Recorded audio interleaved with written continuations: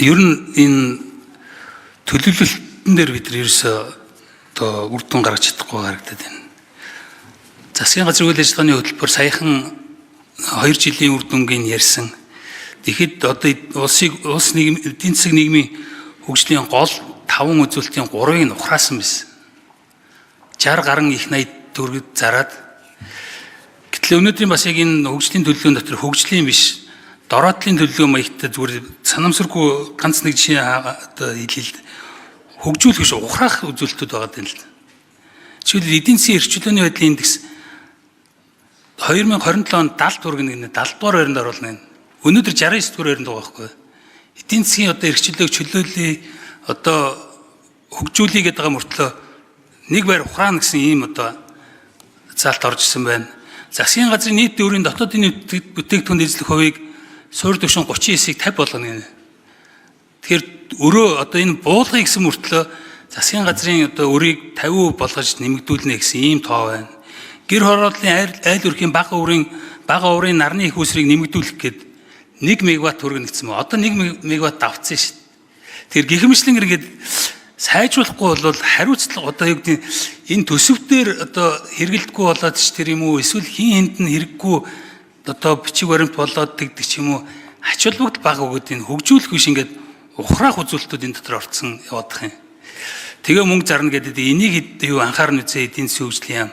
Тэгээ нэг үрчлэн харахгүй бол зөв энэ тэндээс өгсөн тоонуудыг нийлүүлээд үзэхээр бас ийм асуудлууд харагдаад байна шүү. Та бүхэн бас нарийн юмнуудын бас орж хараарай гэдэг. Тэгээ хэдэн асуулт байна. За нэгдүгээр авилгалтай холбоотой авилгалын индексийг авилгалын төсөөлийн индексийг 31 байсныг 35 болгоно гэж. Тэгэхээр энэ нэг 5 гол үзүүлэлт үүдэг. Энээс одоо холбоотой энэ шүгэл үлээгчийн хамгаалах хуулийн талаар хууль зүйн сайдаас асуумаар.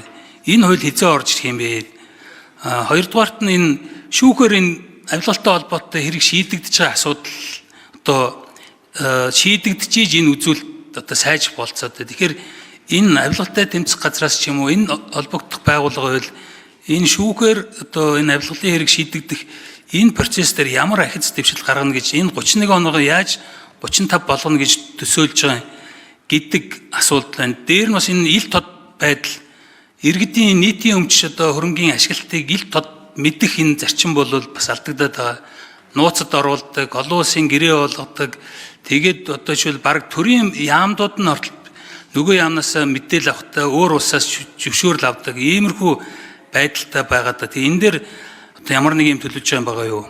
За авилгалын асуудлыг анхаарч ажиллаж байгаа холбогдох хууль гэрэлтийн байгууллагууд мэдээж авилгалын индексийг ахиулах энэ ухралдсан одоо энэ чинь баг 10-аар ухарчаад байгаа учраас холбогдох байгууллагуудын уялдаа холбоог хангах, гэмт хэрэг зөрчлөөс урьдчилан сэргийлэх, авилга хийх ахуйл албан тушаалын асуудлуудыг одоо урьдчилан сэргийлэх чиглэлийг нэгдүгээр тэрчимжүүлнэ. Хоёрдугаарт энэ чиглэлээр бас ерөнхий сайдаас өгсөн үүрэг даалгавар засгийн газрын одоо бодлогын хүрээнд бүх талын оролцоотой авилгыг бууруулах ажлуудыг эрчимжүүлэх ажлууд хийгдээд эхэлж байна, явж байна.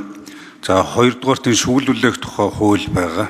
Шүгэл үлээх тухай хуулийг засгийн газраар хэлэлцээд улсын хурлд өргөн барих бэлэн болсон байгаа боловч шүгэл үлээгчийн тухай хуулийг өргөн барихтай холбоотой асуудал дээр бид бас нэлээд нухацтай хандах ёстой гэж үзэж байгаа. Шүгэл үлээгчийн тухай хууль өөрөө энэ авилга албан тушаалын хэргийг илчлэхээс гадна асуудлыг бас улс төрийн хэрэгсэл болгож болохгүй.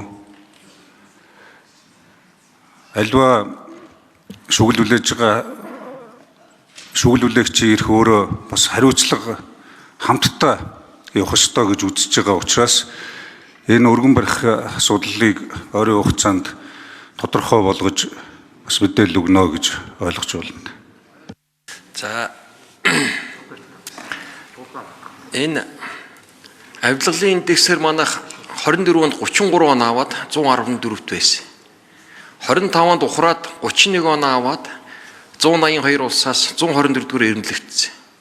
Тэгэхээр энэ 10 хэдэн байрын ухралт үүссэн. Тэгэхээр бид нар буцаад өсрөөднийх урд гарах мэдээж зорилготой байна. Гэхдээ бодит өвшин өнгөд урагшлаад эхний ээлжийн тэр 24 оныхоо 33 оноонд хүрэх нь их чухал байна. Transparency International манад ингээд ийм 6 зөвлөмж өгсөн. Энэ төрийн үйлчлэгээ, төсвийн хяналт, ил тод байдлыг сайжруул, иргэний нийгэм болон шүүл хүлээгчийг хамгаал, авилгалын хохирогчдыг шударгасанд хүрэх боломжоор ханга, улс төр дэх зөв бус нөлөөллийг зохицуулах, өндөр түвшний авилга болон хууль бус санхүүгийн урслаас урьдчилан сэргийлэх, илрүүлэх, хариуцлага тооцох гэх мэтийн үндэгээнүүдийг өгсөн. Тэгэд энийг хэрэгжүүлж манай авилгалын индекс сайжрна, авилгатай их тэмцэл. Түрүүн хууль зүйн сайдаас энэ авилгалтай холбоотой индекс дээр энэ шүүхээр энэ авилгалын хэрэгүүд шийдэгдэхгүй яваад байгаа. Яригдал байдаг, үнэн худлаа нь мэдэгдэхгүй. Тэгээд энэ асуудлууд шийдэгддэг байдлаар одоо ямар шүү ахиц дэвшил өөрчлөлтүүд одоо төлөвлөж байгаа тэр талаар мэдээлэл өгөөч. За их төвшин гишүүнээс энэ авилгын асуудал хууль шүүхийн байгууллага дээр эрхэн шалгаж байна гэж. Авилгатай тэмцэх газар зүйр авилга албан тушаалын асуудлаар 145 хэрэг бас одоо шалгагдаж 45 шүүх хуулийн прокурорын байгууллага руу шилжсэн байдаг. За өнгөрсөн хугацаанд бас нэг юм төрийн өндөр албан тушаалтнуудтай холбоотой хэрэг шийдэгдэхгүй байна.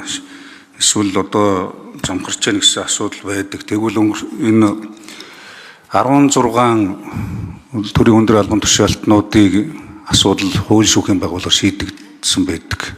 Ерөнхий хэлэгч, ерөнхий сайд, улсын хурлын гишүүд гээд.